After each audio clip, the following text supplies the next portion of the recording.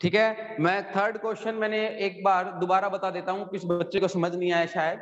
देखो भाई, copper sphere है, उसका मास 2 ग्राम दे रखा है, उसके पास इतने एटम है।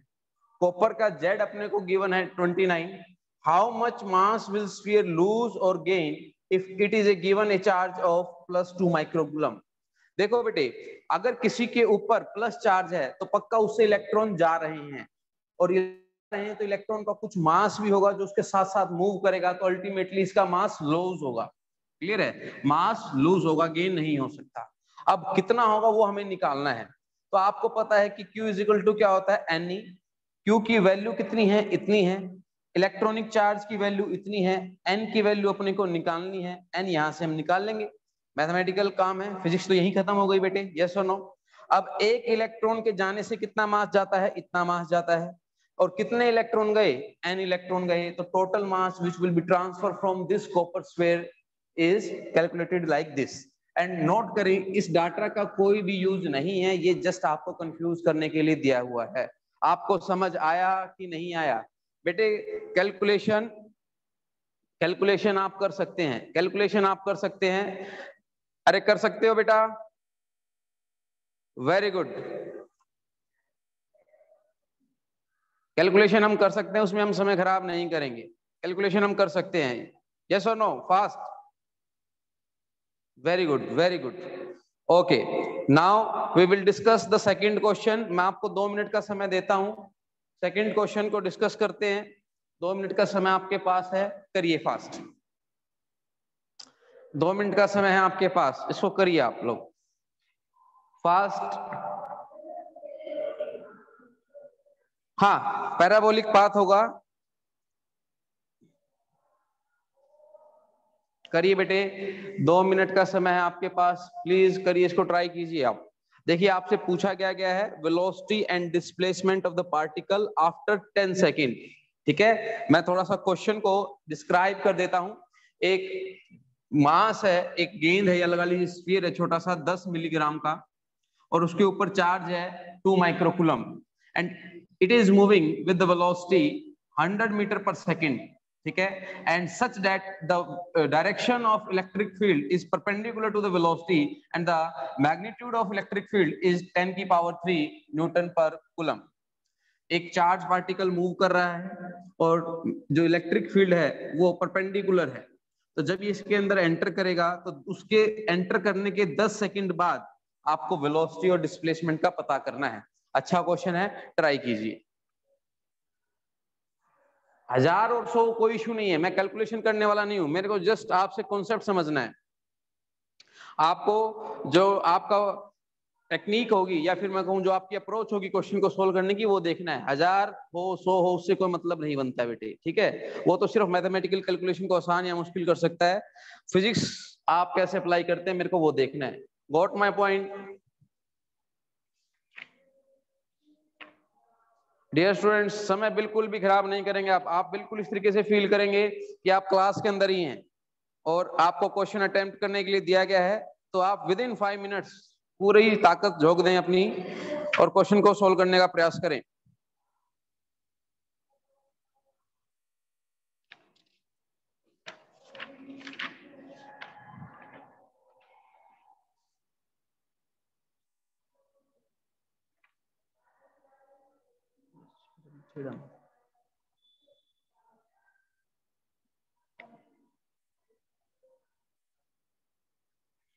हाँ बिल्कुल, प्रीति सही सोच रहे हो बेटा, आप करो, ट्राई करो आप। मैं आपके मैसेज देख रहा हूं, आप बिल्कुल सही सोच रहे हो, ट्राई कीजिए आप।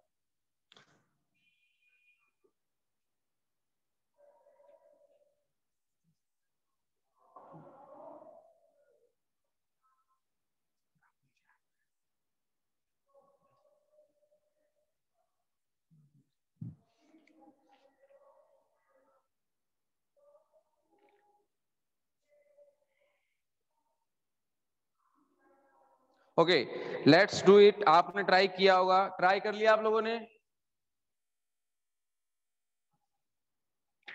ओके गरिमा, ओके ओके ओके, कोई नहीं बेटे, कराता हूं मैं आप लोगों को। अगर आपको समझ नहीं आ रहा है कोई दिक्कत नहीं की बात नहीं है, कोई इशू नहीं है। ठीक है, अभी कराते हैं आपको बेटे, ट्राई करें आप। चलिए मैं इस पोर्शन को साफ कर रहा हूं भाई।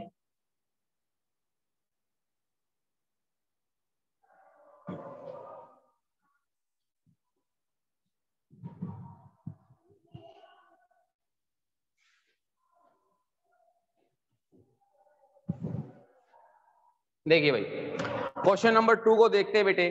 अगर आप क्या करें, इस एक्सिस को तो एक्स एक्सिस मान ले और इस एक्सिस को वाई एक्सिस मान ले।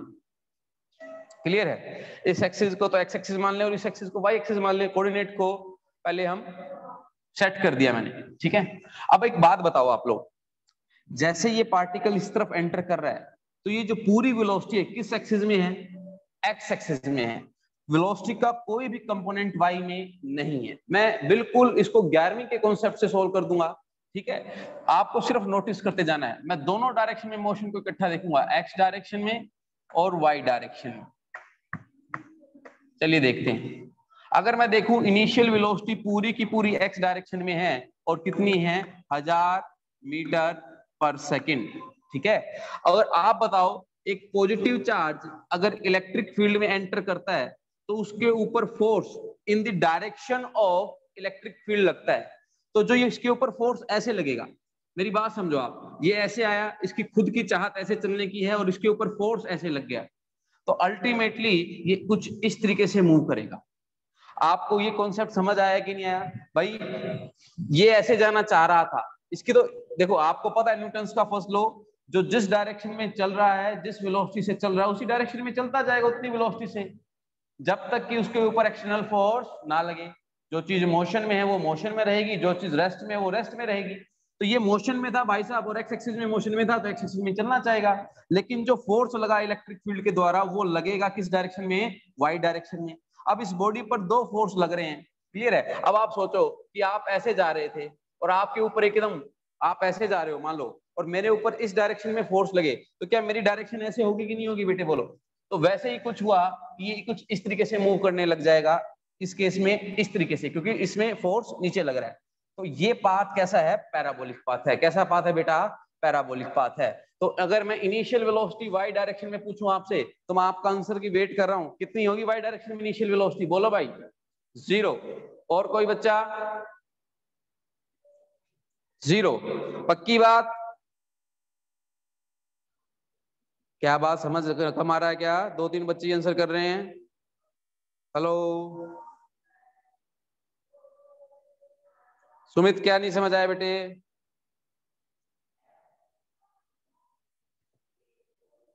जीरो होगी ना बेटे? अरे यार, पूरी की पूरी वेलोसिटी किस डायरेक्शन में है? एक्स डायरेक्शन में है, वाई में कोई कंपोनेंट ही नहीं है, तो initial velocity in y direction will be equal to 0। Force किस डायरेक्शन में लगेगा भाई? फोर्स किस डायरेक्शन में लगेगा, एक्स में कि वाई में? फास्ट।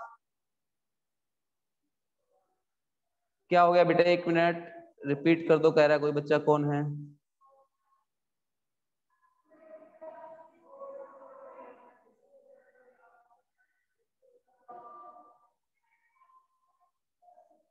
फोर्स एक्स में कि वाई में? फोर्स लग रहा है वाई में, किसकी वजह से? इलेक्ट्रिक फील्ड की वजह से। एक्स में कोई भी फोर्स नहीं है। तो अगर हम बात करें, force in x direction will be 0, force in y direction will be there, and कितना होगा बेटा वो? Q into e, Q into e. Clear है? And net force according to the Newton's law is also equal to mass into acceleration. अगर force y में है तो acceleration भी वाई में होगा। चार्ज की वैल्यू आपको पता है 2 इंटू 10 की पावर -6, इलेक्ट्रिक फील्ड 10 की पावर 3, मास कितना है? 10 मिलीग्राम, 10/1000 ग्राम किलोग्राम में करने के लिए, एंड एक्सेलेरेशन AY। तो यहां से AY निकल जाएगा बेटा मेरा। क्लियर है? तो अगर हम देखें 2 इंटू 10 की पावर -6 और ये 3 जीरो ऊपर जाएंगे तो 10 की पावर 6 ये हो जाएगा, डिवाइडेड बाय दिस। तो AY आपका आ जाएगा कितना? आपका आ जाएगा 0.2 मीटर पर सेकंड। क्या क्लियर हुआ कि नहीं हुआ भाई? बोलो। AY क्लियर है आप लोगों को बेटा? जो मैंने सोल्व किया आपको क्लियर है क्या नहीं है? अरे बोलो।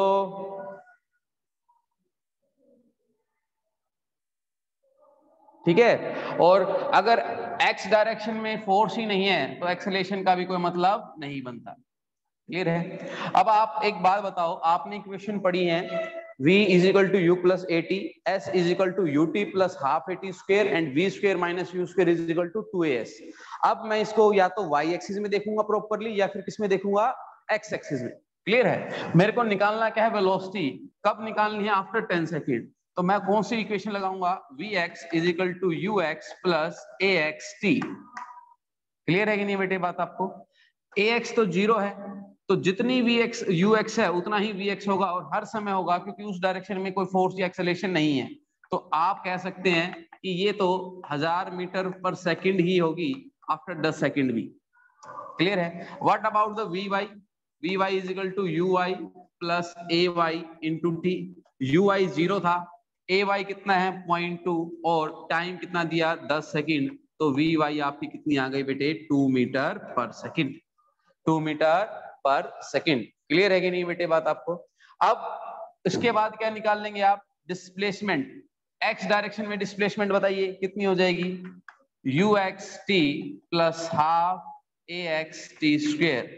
ये तो कंपोनेंट 0 है, ux कितना है 1000 है, t कितना है 10 है, तो आपके पास ये 10,000 मीटर आ गया। क्लियर है कि नहीं बेटे बात आपको। इसी तरीके से y डायरेक्शन में देखेंगे आप, uyt plus half ayt square. ये कंपोनेंट 0 है uy, तो आगे वाली टर्म 0 हो गई।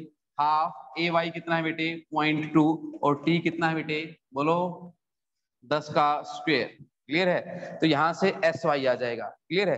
तो इसको निकालते हैं, तो ये देखो कट गया 0.1 और ये आ जाएगा करीब करीब 10, है ना बेटा। इसको सोल्व करोगे तो 10 मीटर आ जाएगा।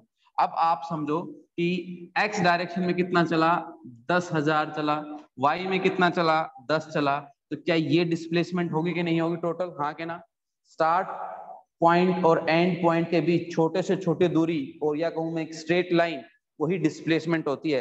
आपको बात समझ में आई कि नहीं आई। ये हो जाएगा अंडर रूट 10,000 का स्क्वायर प्लस 10 का स्क्वायर। ये आ जाएगी आपकी टोटल डिस्प्लेसमेंट। आपको समझ आ रहा है मेरी बात, अरे बोलो।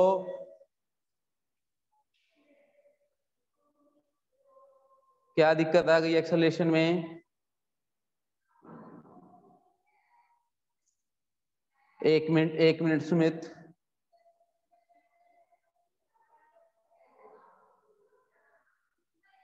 हाँ mg से kg में बनाया है, तो फिर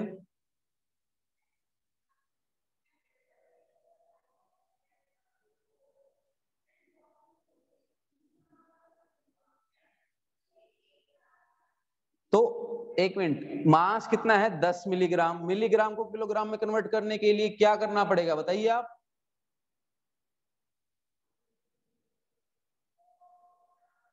okay okay okay okay okay ठीक है एक्सेलरेशन गलत है। Okay very good. क्योंकि यहां पर मैंने इसको किसमें कन्वर्ट कर दिया, देखो आपको पता है कि 1000 तो ग्राम होते हैं 1 kg में। Very good. और तो 10 की पावर 4 आएगा क्या, बोलो। ये एक जीरो और आएगी क्या यहाँ पर, हाँ जी बोलिए। 5 क्यों आएगी, 1 ग्राम में कितने मिलीग्राम होते हैं, 10 ही तो होते हैं। सॉरी 1 ग्राम में, 1 ग्राम में कितने मिलीग्राम होते हैं भाई बोलो।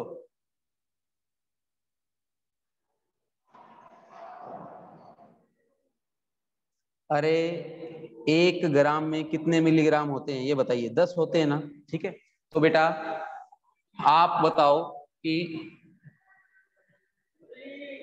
अपने पास देखो अपने पास है 10 मिलीग्राम। 10 मिलीग्राम यानी कि 10 यानी कि 1 ग्राम, सिंपल सी मतलब है ना। 1 ग्राम है, हाँ के ना बोलो भाई। और 1 ग्राम को किलोग्राम में बदलेंगे तो कितना आ जाएगा बोलो, इतना ही तो आएगा भाई। क्या मैं गलत लिख रहा हूं क्या, अरे बोलो।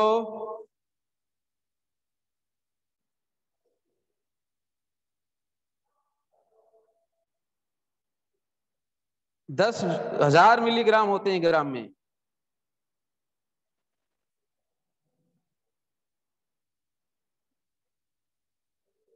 ओके तो देख लो भाई, ये एक बार थोड़ा सा कंफ्यूजन वाली बात हो रही है, तो इसको देख लेंगे। वैसे कॉन्सेप्ट वही है। कॉन्सेप्ट की बात करें तो आपने मास को कन्वर्ट कर लेना है। क्लियर है। वहां से एक्सेलरेशन निकाल लेंगे, फिर वेलोसिटी निकाल लेंगे, वेलोसिटी निकालने के बाद डिस्प्लेसमेंट निकाल लेंगे और फाइनल स्टेटमेंट ही आ जाएगी डिस्प्लेसमेंट की। ठीक है, एक्स डायरेक्शन में वेलोसिटी और वाई डायरेक्शन में वेलोसिटी हम निकाल ही चुके हैं। अगर कोई टोटल वेलोसिटी मुझसे पूछे तो मैं क्या कर दूंगा, v x square plus v y square. क्या समझ आया कि नहीं आया भाई, बोलो, अरे बोलो यार। उसको ग्राम को मिलीग्राम को करते रहना, लेकिन कॉन्सेप्ट समझो आप। हाँ, 10 की पावर 6 जीरो आ जाएगी, ओके, कोई दिक्कत नहीं है बेटे। अरे 10 की पावर 6 आ जाएगी यार, कोई इशू नहीं है यहाँ। 10 की पावर 6 आ जाएगी, सोल्व कर लेंगे, है ना। 10 की पावर 6 आ जाएगी तो ये उधर जाकर कितना हो जाएगा, 10 की पावर 9। ठीक है, तो ये अपने पास कितना आ जाएगा, 3 जीरो तो ये मर जाएंगी, तो 10 की पावर 3 ये बचेगी, तो ये बच जाएगा मेरे पास 200। 200 आएगा क्या एक्सेलेरेशन, बोलो भाई, एक्सेलेरेशन 200 आएगा क्या? अरे बोलो फटाफट। ओके, एक्सेलेरेशन 200 आ जाएगा और ये आ जाएगा आपके पास 2000 मीटर पर सेकेंड। ठीक है, इसको सोल्व कर लेंगे आगे। हाफ 2000 इंटू 10 का स्क्वायर। ठीक है, तो ये अल्टीमेटली आपके पास आ जाएगा 1000 और 2 जीरो, ये क्लियर है। और फिर यहां पर रखेंगे और फिर इसका क्या निकाल लेंगे, डिस्प्लेसमेंट निकाल लेंगे। आपको समझ आया बेटे? ओके डियर स्टूडेंट्स, दोबारा से रिपीट कर दूं। देखो, आप सोचो एक चार्ज पार्टिकल एंटर कर रहा है और इस डायरेक्शन में उसकी वेलोसिटी है, वाई डायरेक्शन में कोई कंपोनेंट नहीं है। जैसे ही इलेक्ट्रिक फील्ड में एंटर करेगा तो उसके ऊपर फोर्स लगेगा और in the direction of electric field लगेगा। आपको पता है कि अगर इलेक्ट्रिक फील्ड ऐसे है और कोई पॉजिटिव चार्ज उसमें एंटर करता है तो उसके ऊपर फोर्स लगता है in the direction of electric field. तो इस डायरेक्शन में उसके ऊपर फोर्स लगेगा। फोर्स किस में लगा, वाई में लगा, एक्स में कोई फोर्स नहीं लगता है बेटी। ठीक है, लग ही नहीं रहा है क्योंकि तो वो तो कांस्टेंट वेलोसिटी से आगे बढ़ रहा है। तो एक्स डायरेक्शन में इनिशियल वेलोसिटी 1000 है, फोर्स कितना है 0, तो एक्सेलरेशन भी कितना होगा 0। अगर जब एक्सेलरेशन 0 होगा तो आपको पता है जो बॉडी जिस स्पीड से चल रही है उसी स्पीड से चलती जाएगी। तो 10 सेकंड बाद पूछिए या फिर किसी भी सेकंड के बाद पूछिए, वेलोसिटी उतनी ही रहने वाली है। क्लियर है? आप इक्वेशन से भी देख सकते हैं, Vx is equal to ux plus axt वाला कंपोनेंट ही 0 हो गया, तो सिर्फ Vx is equal to ux कितनी है 1000 है, तो Vx भी 1000 हो गई। फिर x डायरेक्शन में डिस्प्लेसमेंट कैसे निकालेंगे, uxt plus half xt square. x direction में एक्सेलरेशन 0 है, 1000 और टाइम 10, तो आपकी डिस्प्लेसमेंट इतनी आ गई। y डायरेक्शन में आइए, y डायरेक्शन में पहले कोई कंपोनेंट था ही नहीं, तो इनिशियल वेलोसिटी y डायरेक्शन में 0। y डायरेक्शन में फोर्स लगेगा, कितना लगेगा, q इंटू ई लगेगा। जो ये फोर्स होता है वो कितना होता है बेटे, q इंटू ई होता है। क्लियर है कि नहीं बेटे बात आपको? और जो नेट फोर्स है वो किसके भी बराबर होता है, मास इंटू एक्सेलरेशन के। तो मास का जो लोचा पड़ा था उसको आप देख लेंगे कि 10 मिलीग्राम को मैंने केजी में कन्वर्ट किया, क्यू की वैल्यू पुट करी, ई की वैल्यू पुट करी और वहां से एक्सेलरेशन इन वाई डायरेक्शन निकाल लिया। एक्सेलरेशन इन वाई डायरेक्शन निकालने के बाद फिर से वाई डायरेक्शन में इक्वेशन ऑफ मोशन लगाई और यू वाई तो 0 था, तो ए वाई इंटू टी करके मैंने वाई डायरेक्शन में वेलोसिटी निकाल ली 10 सेकंड के बाद। फिर मैंने डिस्प्लेसमेंट निकाल ली 10 सेकंड के बाद, s y is equal to u y t plus half a y t square लगाकर। ये कंपोनेंट तो 0 है, ए वाई की वैल्यू ऊपर से निकाल ली थी मैंने, ये रही, और ए वाई की वैल्यू ऊपर से निकाल ली थी और टी की वैल्यू ये रही। ठीक है, तो ये भी आपका करीब करीब 10,000 आ जाएगा। क्लियर है कि नहीं बेटे? हाफ ए वाई कितना है 200 और टी 10 का स्क्वायर, तो ए वाई भी इतना आ गया। तो ये आपका 10,000 ये आ गया एक्स डायरेक्शन में मूवमेंट और 10,000 किस में आ गई, वाई डायरेक्शन में मूवमेंट। तो ये तो सिंपल सा आपको पता चल गया कितना आ जाएगा, दिस का स्क्वायर प्लस दिस का square under the root. Clear है? तो √2 टाइम्स आ जाएगी डिस्प्लेसमेंट इतनी। अरे बोलो प्रियंका, समझ आया कि नहीं आया बेटे? बाकी बच्चे 10 मिनट लेफ्ट है, कोई दिक्कत नहीं है, इस चैप्टर का टेस्ट भी हो जाएगा बेटे, उसके इशू नहीं है। पहले आप क्वेश्चन को समझिए। सभी बच्चे बताएंगे भाई आया कि नहीं आया? मानसी, रीति, नॉन मेडिकल सेक्शन समझ आया? मेडिकल सेक्शन समझ आया बेटे? अच्छा, मेरे से कोई वेलोसिटी पूछे कि सर वेलोसिटी और बताओ, तो Vx निकाल रखा है, Vy निकाल रखा है, अपने को पता है कि दोनों कंपोनेंट परपेंडिकुलर हैं, वेक्टर सम कर देंगे तो Vx square plus Vy square. Clear है? एक और क्वेश्चन देखेंगे, इस चैप्टर का टेस्ट आपका होगा कब? जब ये part that is Gauss theorem वाला कंप्लीट हो जाएगा, और होपफुली थर्सडे कह रहा हूँ, ट्यूसडे तक आपका ये कंप्लीट हो जाएगा। क्लियर है? तो एक दिन मैं आप लोगों को गैप दूंगा आपके डाउट के लिए। आप किसी प्रकार की कोई थ्योरी का डाउट है, कोई न्यूमेरिकल डाउट है, आप पूछ सकते हैं, ठीक है? And then we will take a test of this particular chapter, जिसमें आपका फोर्स होगा, इलेक्ट्रिक फील्ड होगा और गॉस थ्योरम होगी। क्या आपको हमारी बात समझ में आ रही है? ठीक है? और कल के दिन भी आपका कोई डाउट है संडे को, तो आप मेरे को भेज सकते हैं आज, ठीक है? मैं होपफुली कल आपको वीडियो बनाकर कल भेज दूंगा, लेकिन सिर्फ डाउट। क्लियर है? आपको एक क्वेश्चन और है कि दो चार्जेस दिए हुए हैं और उनके बीच की दूरी a है। दो चार्जेस हैं 2e और -e। Find the location of the neutral point. Neutral point वो पॉइंट होता है बेटा जहां पर इलेक्ट्रिक फील्ड क्या होती है? जीरो। चलिए सोचते हैं, अगर मैं यहां पर एक पॉइंट अज्यूम करूं, क्या यहां पर इलेक्ट्रिक फील्ड जीरो होगी? सोचते हैं, इलेक्ट्रिक फील्ड एक पॉइंट चार्ज की वजह से कितनी होती है? k3/r², k3/r²। और इलेक्ट्रिक फील्ड की डायरेक्शन पॉजिटिव से तो अवे होती है और नेगेटिव की टुवर्ड्स होती है, ये बात आपको पता है। अगर एक पॉइंट यहां कंसीडर किया जाए तो नेगेटिव उसको अट्रैक्ट करेगा और पॉजिटिव उसको रिपेल करेगा। तो देखिए, आप बताइए, क्या किसी भी पॉइंट पर in between these two charge electric field के जीरो होने की संभावना है कि नहीं है? बोलो भाई।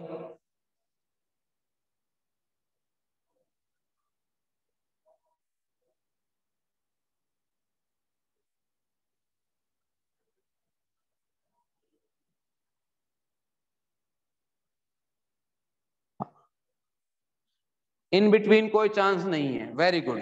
अब चलिए, अगर मैं एक पॉइंट यहां कंसिडर करूं, सोचिए जरा, तो ये नेगेटिव उसको अट्रैक्ट करेगा और ये पॉजिटिव उसको रिपेल करेगा। बिल्कुल यहाँ एक संभावना बनती है। तो सर संभावना तो यहाँ पर भी बनती होगी, देखते हैं। ये पॉइंट उसको क्या करेगा? रिपेल। और ये पॉइंट उसको क्या करेगा? अट्रैक्ट करेगा। नेगेटिव अट्रैक्ट करेगा और पॉजिटिव रिपेल करेगा। यहां पर भी संभावना बनती है, क्योंकि आपका 180 डिग्री एंगल बन रहा है, ठीक है, इलेक्ट्रिक फील्ड्स के बीच में। अब आप 1 के साथ जाना चाहेंगे कि 2 के साथ? मैं आपसे पूछ रहा हूं, 1 के साथ कि 2 के साथ? सभी बच्चे आंसर करेंगे भाई, गलत करे कोई इशू नहीं है। 1 के साथ और 2 के साथ। And also state the reason. Gaurav 1 के साथ।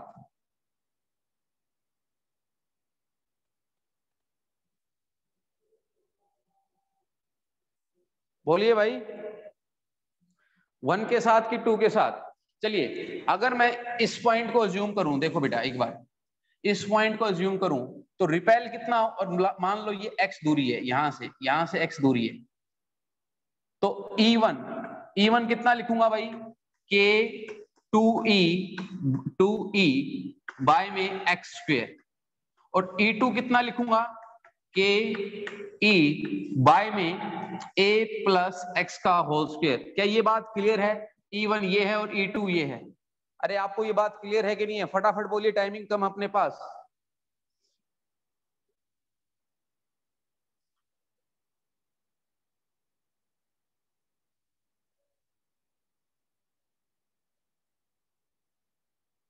ओके, आपको समझ आ गया। बट इसमें एक, अगर आप थोड़ा सा गौर करें, देखो भाई यहां पर इशू क्या है? यहां पर चार्ज की वैल्यू ज्यादा है और डिस्टेंस कंपैरेटिवली इससे कम है। भाई इसकी डिस्टेंस है a प्लस एक्स और इसकी डिस्टेंस है x। भाई चार्ज तो ज्यादा और दूरी कम, तो E1 की जो वैल्यू है वो ज्यादा हो जाएगी, क्योंकि इसके तो डायरेक्टली प्रोपोर्शनल है और इसके क्या है? Inversely proportional. तो E1 की वैल्यू क्या हो जाएगी? ज्यादा। E2 के ऊपर बात करता हूं, चार्ज की वैल्यू कंपैरेटिवली कम है और दूरी ज्यादा है, तो दोनों रिवर्स फैक्टर हो गए और E2 की वैल्यू क्या हो जाएगी? कम हो जाएगी एज कंपेयर टू E1। तो बहुत कम चांसेस बनते हैं कि दोनों electric field equal and opposite हो, क्योंकि हमें तो चाहिए क्या? Electric field zero. इस पॉइंट पर देखिए आप E1 और E2। E1 मतलब इसके E1 सॉरी उल्टा लिख दिया गया। हाँ, E1 क्या था? E1 था, उसकी वजह से रिपल्शन। तो आपका E1 इस केस में कितना बनेगा? k 2e बटे में a प्लस, अब ये दूरी x मान लो एक बार आप, a प्लस x का होल स्क्वायर। E2 कितना बन जाएगा? k e x square. अब आप देखिए, अगर चार्ज ज्यादा है तो आपने दूरी भी ज्यादा कर दी, अगर चार्ज कम है तो दूरी भी कम है, सच दैट E1 और E2 क्या हो सकते हैं, इक्वल हो सकते हैं। आपने बैलेंसिंग इस तरीके से की है कि दोनों इलेक्ट्रिक फील्ड इक्वल और अपोजिट हो सकते हैं। तो न्यूट्रल पॉइंट 1 पर मिलने के चांसेस ज्यादा हैं कि 2 पर। मैं आपसे क्वेश्चन पूछ रहा हूं और आपके मैसेज पढ़ रहा हूं भाई, बोलिए भाई, क्या वही इशू है?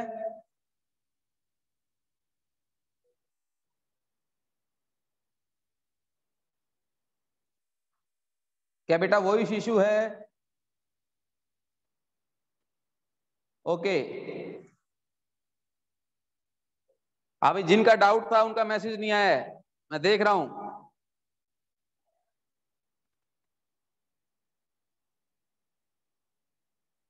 हिमांशु शोरान, क्या इवन क्या दिक्कत आएगी बेटे इवन में? हाँ भाई, मेडिकल स्टूडेंट्स नहीं आया, क्या समझ नहीं आया बेटे? अगर आप ध्यान से देखें, जिस तरफ चार्ज ज्यादा था उधर दूरी भी ज्यादा कर दो ताकि इलेक्ट्रिक फील्ड कम हो जाए, बैलेंस हो जाए। अगर जिस तरफ चार्ज कम था उस तरफ दूरी भी कम कर दो ताकि इलेक्ट्रिक फील्ड बैलेंस रहे। यहाँ पर दोनों फैक्टर सपोर्टिंग है, दूरी कम चार्ज ज्यादा तो इलेक्ट्रिक फील्ड ज्यादा, यहाँ चार्ज कम और दूरी ज्यादा तो इलेक्ट्रिक फील्ड कम, तो इक्वल एंड अपोजिट होने के चांसेस कम बनते हैं। यहाँ पर आपने इस तरीके से अरेंजमेंट की, अगर चार्ज ज्यादा है तो दूरी भी ज्यादा कर दी गई, अगर चार्ज कम है चार्ज की वैल्यू तो आपने दूरी को भी क्या कर दिया, कम कर दिया, सच दैट दोनों बैलेंस हो सकते हैं। गौर कीजिए, अगर बेटे ये बात मान लो कि भाई यहाँ पर ही चार्ज ज्यादा तो दूरी भी ज्यादा हो गई, चार्ज ज्यादा है तो दूरी ज्यादा है, तो इलेक्ट्रिक फील्ड एज कंपेरेटिवली इसके बराबर आ सकती है। इस केस में कभी भी वैल्यूज बराबर नहीं आएंगी। मैंने जो बात की है उसके ऊपर विचार कीजिए आप और आंसर कीजिए। क्लियर है आपको? अरे बोलो। ठीक है, एक क्वेश्चन मैं घर के लिए आप लोगों को दे रहा हूं क्योंकि समय कम है तो डिस्कशन तो हो नहीं पाएगा उसका, लेकिन आपको वो घर पे करना है और मेरे को आंसर सेंड करना है। 1 मिनट।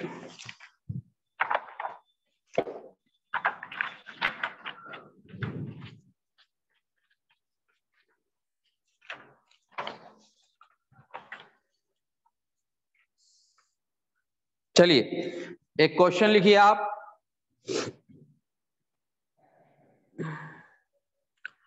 दो बॉल्स हैं और दोनों पर इक्वल चार्ज है, दो बॉल्स हैं और दोनों पर इक्वल चार्ज है, और एक कॉमन पॉइंट से स्ट्रिंग की हेल्प से ये हैंग कर रहे हैं और इक्वल चार्ज है तो रिपल्शन होगा, तो इसलिए परे परे हैं।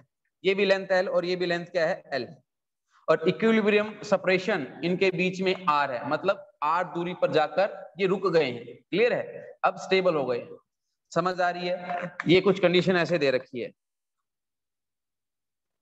ठीक है, अब क्या किया गया, now the strings are rigidly clamped at the half the height, मतलब ये मान लो ये हाइट y थी, मान लो ये हाइट कितनी है, y है। अब रस्सी को कुछ इस तरीके से किया गया कि आधी रस्सी आधी हाइट तक रस्सी को बांध दिया गया, मतलब कुछ ऐसे, ये ऐसे। दोबारा बता रहा हूं, क्वेश्चन क्या कह रहा है, now the strings are rigidly clamped at the half of the height. String को जो धागा था बेटा इसके ऊपर इस तरीके से आधी दूरी पर लपेट दिया गया, दोनों धागे को। क्लियर है? ठीक है, कोई एक क्लैंप था उसके ऊपर लपेट दिया गया और दोनों फोर्स को, दोनों बॉल्स को अब फिर से फ्री कर दिया गया। क्लियर है? मतलब सेम फोर्स सेम चार्ज है तो रिपेल करेंगे। अब इनके बीच की दूरी r डैश है, अब इनके बीच की दूरी r डैश है, तो जो ये r डैश है वो कितनी